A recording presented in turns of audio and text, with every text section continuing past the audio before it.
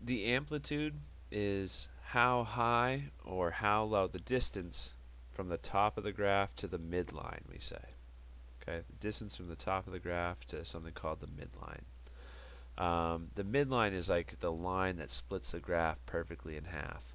So if I tried to draw a horizontal line right here, we could find out if this is the midline if it actually splits the graph in half. So from here to here, look, they're going up by 2's, so this would be 2, 4. This is a distance of 4. From here to here, go down 2, go down. This is also a distance of 4. So the horizontal line I just drew is the midline. Same thing, yeah, just double checking over here. This is a distance of 2, 4, so the red horizontal line I just drew is the midline. So if we needed an equation for the midline, we'd say y equals -2. And I'll check this in Mobius to make sure that's what it's looking for graphing the midline. And now, so you actually got to start with the midline, because now you can determine the amplitude. The amplitude is 4, because the amplitude is that constant distance that we can rise or fall below the midline.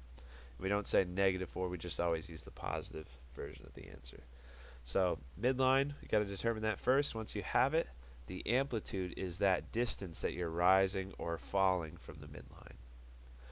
The period is is how long it takes on the x-axis until the graph starts repeating itself. So let's just let me clear the board. Let's look at the peaks here.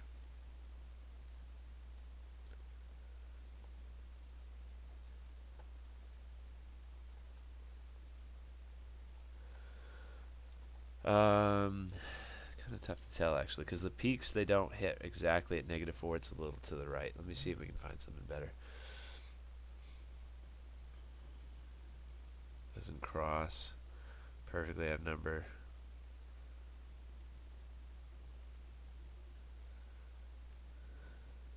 No, I think that's the best we can do. So the peak here is like at x equals -3.8 roughly. That's just an estimate, so we should put squiggly equals. The period is how long it takes until we reach this circled peak again. And look, that's over here, right? So we have to go, on the x-axis, we go 1, 2, 3, 4. It looks like a perfect 5. So the period appears to be 5 units. It takes 5 units on the x-axis until we reach our peak again. And then finally, they want an equation involving the sine function for the graph below. So actually, let me pause here. I'm going to go look up. There's 2 primary ways of how textbooks, like put the format for making an equation of sine. I just want to make sure I have the right one. So this is how Mobius discusses the equation of a sine or cosine function. The other way that you might see online, if you do some research, is you might see b with the parentheses x plus or minus c. There's some variation there. Okay, so let's use Mobius's setup. A is the amplitude. So we found out our amplitude was 4. So that's all you have to do is plug in a 4 in there.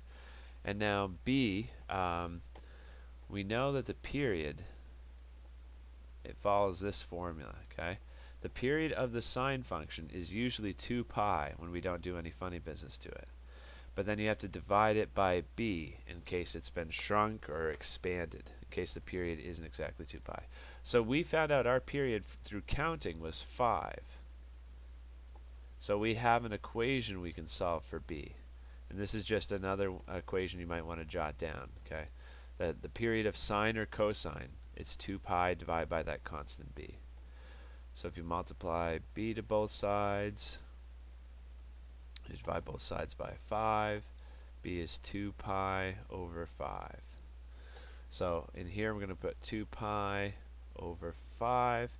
Now C and D are horizontal and vertical shifts, respectively. So let's see. For C, when I'm thinking about a horizontal shift, we're thinking about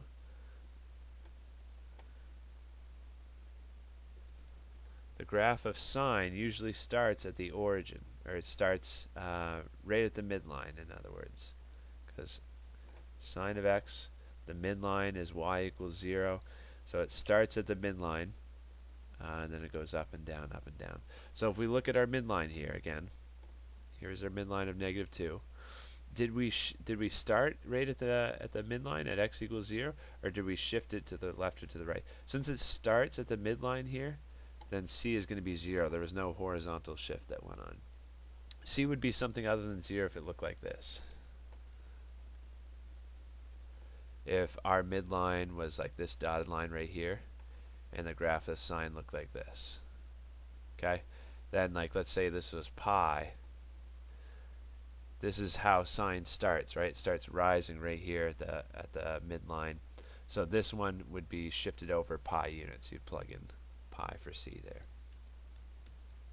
Okay, but since our graph of sine of x, it starts rising at the midline. Oh, computer's having trouble. Yeah, since it starts rising at the midline, there's no horizontal shift. There was a vertical shift though, right? This is the graph of sine of x when we don't have any funny business going on. It starts at 0, 0, then rises and falls and rises and falls. This one has been shifted down 2 units. So our d is going to be a -2.